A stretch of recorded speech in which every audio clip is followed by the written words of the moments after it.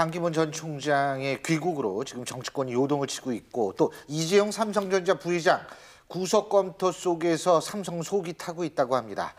그리고 지금 화면에서 보셨듯이 최순실 안종범에 대한 오늘 공판이 열렸는데요. 자, 이런 얘기 종합해서 오늘 하루를 정리해 보겠습니다. 스튜디오에 네 분 전문가 나와 계신데요.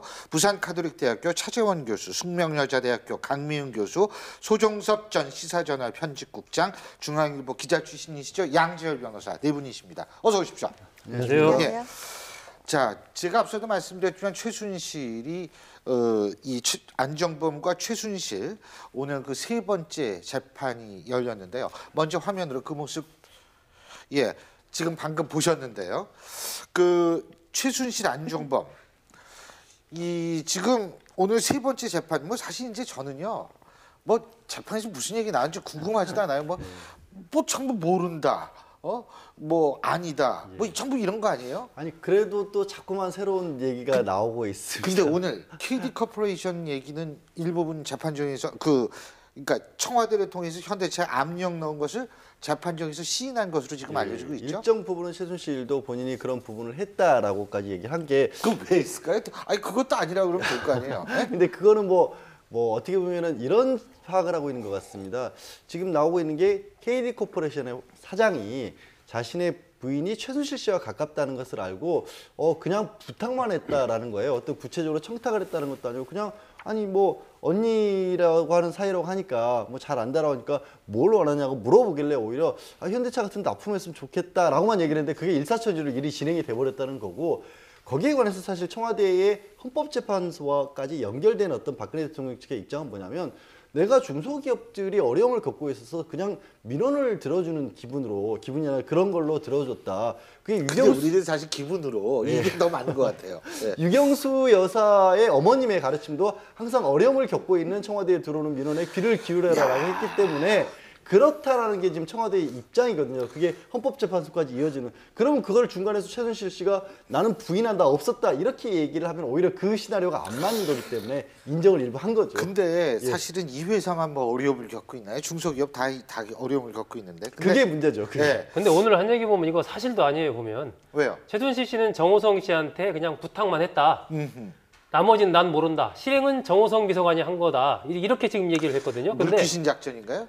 이 떠넘기기 작전이죠. 떠넘기기 작전. 근데 지난번에 청문회 아마 우리 시청자들 보셨으니까 기억하실 텐데 그때 박근혜 대통령, 정몽구 현대차그룹 회장, 김용환 현대차그룹 부회장, 안종범 정책조정수석 이렇게 만난 자리에서 이른바 이제 박근혜 대통령과 정몽구 회장의 독대 자리죠. 거기에서 모임이 끝날 때쯤 그 안종범 정책조정수석이 이 KD 코퍼레이션 관련 자료를 정몽구 회장 쪽에 건넸다. 잘 좀 봐달라고 얘기를 했다. 그 자리에서 그런 진술이 이미 청문회에서 나왔지 않습니까? 그것은 오늘 최순실 씨 주장대로 그냥 자신은 정호성 씨한테 부탁만 했고 난 모른다라고 그렇다면은 그런 자리에서 안종범 정책조정수석이 그렇게 할 리가 없는 거죠. 근데 오늘 청문회에서 또 하나 주목할 것이 참 이것도 조금 그런데 그 최순실의 미승 빌딩이라는 아마 빌딩이 있는 모양이에요. 근데 여기 관리하시는 분이 박근혜 대통령 청와대의 침실의 인테리어 공사를 했다라는 얘기가 나온 모양이죠. 사실 뭐 최순실 씨가 그 국정농단과 관련돼서 여러 가지 뭐 이야기들을 놓는 과정에 청와대 침실의 벽지까지 선택했다 뭐 그런 이야기가 나왔지 않습니까? 설마 그런 생각했는데 이번에 보니까 자신의 그 빌딩 관리인을 그 보낸 걸 보면 그게 맞는 것 같아요. 뭐 지금 뭐 샤워기까지 다 교체하고 그런 것까지 뭐 전기공사 이런 걸 다 했다고 하는데 저도 청와대 출입 기자를 해봤습니다만 청와대도 가면 기능직 공무원들이 계시거든요. 예를 들면 이런 걸 영선 업무라고 그러죠. 그러니까 그 청와대 경내에 여러 가지 뭐 전기구나 문고리나 샤워기 이런 걸 고치는 분들이 계시거든요. 네. 그런데 이상하게 박근혜 대통령은 왜 이런 것까지 비서실 씨에게 부탁을 했을까? 사실 뭐 이번에 보면 그 최순실 국정농단에서 드러나는 거 보면 청와대의 공조직은 거의 다 도대체 뭘 했는지 모르겠어요. 대통령이 그 지금 침 맞는 거, 뭐 또 주사 맞는 거 이런 것도 전부 다 비서실세에게 다 의존한다는 거죠. 청와대 뭐 주치, 자문위, 군의관, 간호장교까지 공적 의료 시스템이 보좌 시스템이 다 있는데 그걸 제껴놓고 그렇게 한다. 그 공적 의료 시스템은 앞으로는 그 침이라든지 뭐 이런 거 있잖아요. 안마 뭐 이런 아니 것도 근데 청와대 해야 주치 되는 거 중에 아니야. 예. 주치가 양의만 있는 게 아니고 한의사도 주치로 돼 있습니다. 돼 있어요, 지금? 두 분을 모시거든요. 아. 그러니까 양이 한의를 다 모시기 때문에 예. 만약 그런 쪽에 본인이 치료를 받고 싶다면 그 학계 그 업계 건의자로 표명되는 한의사한테 부탁을 하는 그게 옳은 방법이죠. 네. 근데 왜 최순실 씨는 모든 일들을 제가 비서실장이 긴급히 한 가지만 예, 말씀드리고 긴급히. 한의학계 분들이 굉장히 싫어하시는 게 지금 받았던 기치료, 봉칩 이런 걸 이런 거 한의학에서는 인정 한의학에서 안 하죠. 절대 아닙니다. 맞습니다. 그거 그거 큰일 맞는 납니다. 말씀. 그거 예, 맞는 예. 말씀이세요. 근데 이게 지금 청와대 같은 경우에는 사실 국가 아주 1급 보관 시설 아닙니까? 물론 거기에서 누군가는 그 인테리어를 해야겠지만 이렇게 그냥 아는 사람 불러다 하는 건 이건 진짜 그냥 곤란한 아는 거 아니에요? 사람 불러서 침실 공사를 시켰다. 네. 그러면 그 아는 사람이 누구랑 연이 닿아가지고 뭐 그렇죠. 무슨 장치를 설치할지 예. 이런 거 알 수 없는 거 아닙니까? 예. 안보에도 굉장히 중요한 그렇죠. 문제인데요.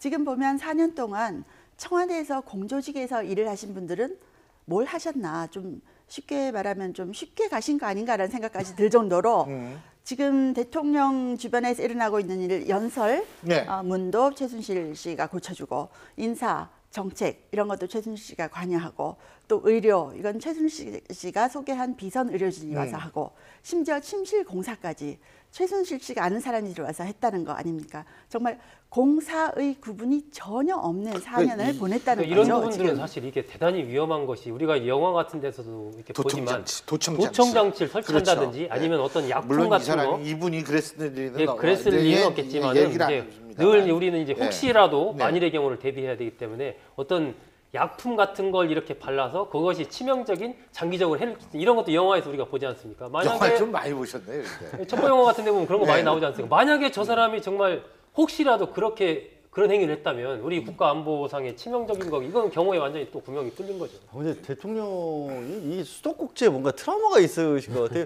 런던 그 국제회의 가서 맞아요. 특급 호텔 맺었을 때도 거기도 수도꼭지를 네. 다 바꿨고 스위치도 다 바꿨다고 하면 실내 주변에 있는 뭔가에 대해서 자신이 뜻하는 대로 정확하게 안 되면 네. 절대 안 되는 거고 그걸 아마 최순실 씨가 정확히 집어줬기 때문에 본인은 신이라고 생각을 했을 것 같아요. 그리고 오늘 또 알려진 바에 새로운 사실이 있습니다. 검찰이 미르와 K스포츠재단 수사에 착수한 게 10월 달이었거든요.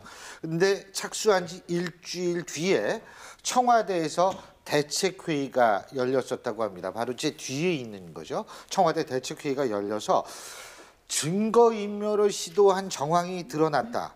이게 지금 안종범 전 수석 재판에서 제시가 됐다는 거거든요. 이거는 상당히 심각한 문제가 아닌가라는 생각이 들거든요. 지금 안종범 수석이 압수당한 업무수첩에 그러니까 2016년 10월 12일자의 기록에 보면 네.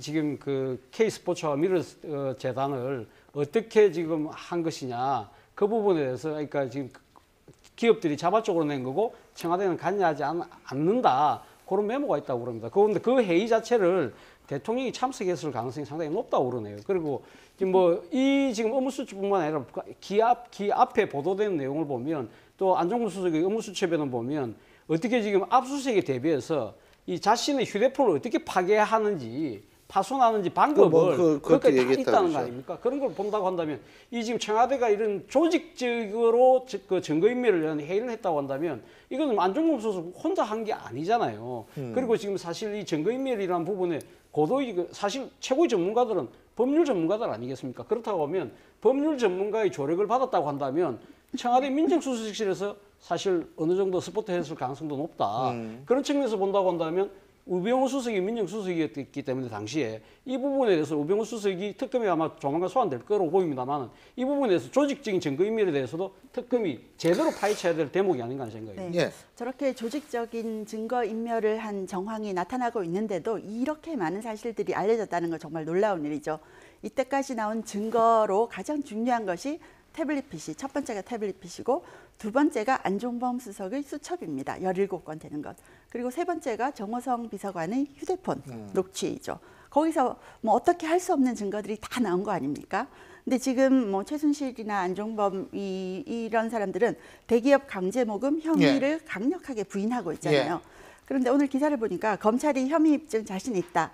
그러면서 재판부에 증거로 제출한 서류가 2만 7천 쪽이나 된다고 합니다. 정말 자신 있다라고 하는데 최순실은 지금까지도 검찰이 자백을 강요했다라고 얘기를 하고 예. 있고 안종범 수석 같은 경우에는 수첩이 위법적으로 수집되었기 때문에 증거 능력 없다라고 하는데요. 바로 그 부분이에요. 예, 그런데 예. 그 17건 되는 수첩 내용 거의 다 우리 지금 많이 알고 있습니다. 이미 많이 다 알려졌고 근데 아니, 예. 뭐 대통령을 보호하기 위해서 이렇게 예. 하는 건 이해는 되지만 이런 생각 들어요. 나라가 이렇게 엉망인데 거기서 높은 공직을 맡으신 분의 자세가 이 정도밖에 안 되느냐.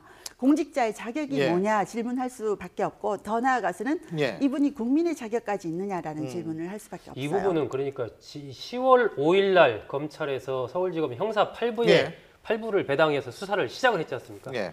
그 정확히 일주일 뒤인 10월 12일 날 그렇습니다. 청와대 수석 비서관 회의에서 대통령도 참석한 수석 예. 비서관 회의입니다. 거기에서 기업들이 자발적으로 이른바 모금을 했다. 청와대는 거기에 그냥 참여만 예. 한 것으로 이렇게 했다. 이런 식으로 하라라고 이제 안종범 전 수석이 받아 적은 내용이 들어 있는 거죠. 예. 이것은 그동안에 이제 박근혜 대통령이 계속 얘기했던 이 K스포츠재단 미래재단 설립 과정에서는 청와대는 아무런 관련이 없고 그냥 기업들이 한 예. 한 것이다라고만 계속 얘기해 왔는데 대통령이 참석한 부분에서 이런 이야기가 있었고 안종범 전 수석이 기록했다라는 것은 대통령이 이미 그 사안을 다 잘 알고 있었다라는 것을 의미하기 때문에 기존의 대통령의 주장이 거짓이다라는 것을 보여주는 것이죠. 근데요. 그것도 보여주지만 아니 17건이래요. 그 수첩이 손바닥만한 수첩이 17건. 그중에서 11개가 위법 수집이 됐다. 아니 압수수색에서 가져온 거 아니에요? 압수수색 영장으로 가져온 거고요. 처음에는 임의 제출을 했었는데 네. 임의 제출을 한 거 말고 다른 부분들을 또 영장을 발부해서 압수를 했는데 그게 자신에 대한 영장이 아니고 뭐 김모 비서관이라는 사람에게 이 안종범 전 수석이 그걸 다 없애라라고 얘기를 한 겁니다. 그래서 증거인멸 교사 혐의를 받고 있는 그 김모 비서관에 대한 영장으로 안 전 수석의 수첩을 뺏었으니까 이게 잘못된 것이다라고 주장을 하고 있는데요. 이게 이렇게 비유를 드리겠습니다. 만약에 범행이 어떤 칼이 쓰였어요. 그 칼이 사람을 해쳤습니다. 근데 그 칼이 제 거인지 아니면 여기 계신 뭐 소국장님 것이든지 누구 것이든지가 중요한가요? 아니면 그게 범행에 쓰였다는 게 중요할 거예요. 그렇죠. 그 주인한테서 뺏은 게 아니니까 이거는 불법한 증거라는 거예요. 근데 참 보면 이게 말장난인지 법리적인 건지 아니 모르겠지만 이거는 사실 일반 다른 형사 재판에서 만약에 이런 주장하잖아요. 변호사 아마 판사가 혼낼 겁니다. 왜 그런 소리를 하냐고. 지금도 혼내면 안 되나요? 저는 그렇게 바라는데. 근데요. 또 하나는 안종범 전 수석의 휴대전화에 대기업 충수 사면 관련 문자 메시지가 발견됐다. 이것도 오늘 처음 알려진 건데요. 그죠? 예. 네, 그렇습니다. 이게 2015년 8월 13일 날, 그러니까 예. 8월 13일 날, 8월 15일 이틀 뒤에 있을 이제 광복절 사면 예. 명단을 그날 11시에 발표를 했거든요. 예. 법무부에서 발표하기 전에 이제 안종범 전 정책조정 수석이 SK의 그 김창근 회장에게 보낸 메시지입니다. 정확하게 이렇게 돼 있더라고요. 하늘 같은 은혜를 영원히 잊지 않고 산업 보국에 앞장서 나라 경제 살리기를 주도할 것이고 수석님의 은혜 또한 개인적으로도 잊지 않겠다라고 이렇게 김창근 회장이 안종범 전 수석에게 문체가 70년대 문체인 것 거의 뭐 같아요. 70년대, 60년대 거의 왕조 봉건 시대의 글쎄요. 문체입니다. 이렇게 이제 보냈기 때문에 이것을 이제 특검에서 볼 때는 그렇다면 이것이 뭔가 이 사면을 둘러싼 이른바 대가성 부분을 보여주는 것 아니냐 이것이 이제 그렇게 지금 보고 있는 것이죠. 차은택 2차 공판도 오늘 있었습니다. 근데 이 포레카 그러니까 차은택 쪽에서 이 뺏으려고 했던 회사 이름이 포레카죠. 그죠? 포스코 계열 회사였습니다. 그렇죠. 근데 여기에서 포레카를 원래 인수할 수 있었던 기업 그게 컴투게더입니다. 컴투게더. 이 컴투게더 측에서 오늘 얘기가 나온 게 뭐냐면 증인으로 출석을 했는데 이 자신 본인 내가 혹시 문제가 생길지 모르니까 이걸 갖고 있어라 뭐 직원한테 뭐 뭘 주고 그랬나 봐요. USB를 줬나? 대표가 예? 협박을 받았던 부분들을 녹음을 해서 녹취를 해놨던 USB를 직원에게 맡겼고 아하. 그 직원이 나와서 아 내가 이런 식으로 협박을 당했다라는 것을 증언을 했습니다. 그런데 저 녹음 파일에 담긴 내용이요 거의 뭐 묻어버리겠다 뭐 이런 말들이 나오고 있습니다. 그러니까 듣는 사람 입장에서는 당연히 이거는 겁나죠. 강요에 해당한 거고 차은택 씨의 재판 과정에서도 차은택 씨와 공범으로 기소된 사람은 이미 본인이 강요와 협박을 했었다는 것을 자백을 했습니다. 공범이지만 같은 공범에 대해서는 이 증인의 신분이 되는 거거든요. 거기에 물적 증거라고 할 수 있는 녹음 파일까지도 추가가 됐기 때문에 포레카 지분 강탈과 관련해서는 거의 명백해진 셈입니다. 이 사실은. 포레카 뺏기 작전이라고 해야 될 만큼 좀 치졸한 작전이 많이 일어났던 것 같아요. 그 상황을 보면 먼저 포레카에다가 낙하산 사장을 한 명 앉힙니다. 근데 그 사람은 40대 온라인 그 광고회사 사장은 했었지만 이렇게 큰 공기업 광고회사 사장을 하기에는 좀 부족한 사람인데 일단 그 사람을 앉힌 다음에 그 안종범 수석이 또 여기 등장합니다. 일단 포레카의 광고를 좀 끊기 위해서 금융위원회까지 압력을 행사를 합니다. 광고를 주지 마라 이렇게. 그래서 그 압력을 받았던 사람의 인터뷰가 기사에 실린 걸 보니까 굉장히 황당했다는 거예요. 특정 업체에 광고를 주라는 압력은 많이 들어봤는데 광고를 주지 말라는 압력은 처음 들어봤다는 거예요. 그래서 그 이유를 나중에 알고 봤더니 이 낙하산 사장을 통해서 이걸 그냥 빼앗기 작전을 실시를 한 건데 그 낙하산 사장으로 갔던 사람도 그냥 나는 회사 팔러 온 사람이다라고 얘기하고 다녔대요. 그렇기 때문에 직원들이 알았다는 건데 뭐 이 와중에 송성각 전 컨텐츠진흥원장이 뭐 묻어버리겠다 이런 얘기를 하고 정말 거의 조폭 영화에 나오는 시나리오 아닌가. 이 라고 하더라라는 의미죠. 네. 근데 어쨌든 제가 볼 때는 이 부분도 이제 앞으로 좀 상당히 좀 주목하고 봐야 될 부분인 것 같습니다. 참 유사일의 처음인 것 같아요, 이런 게. 네? 참.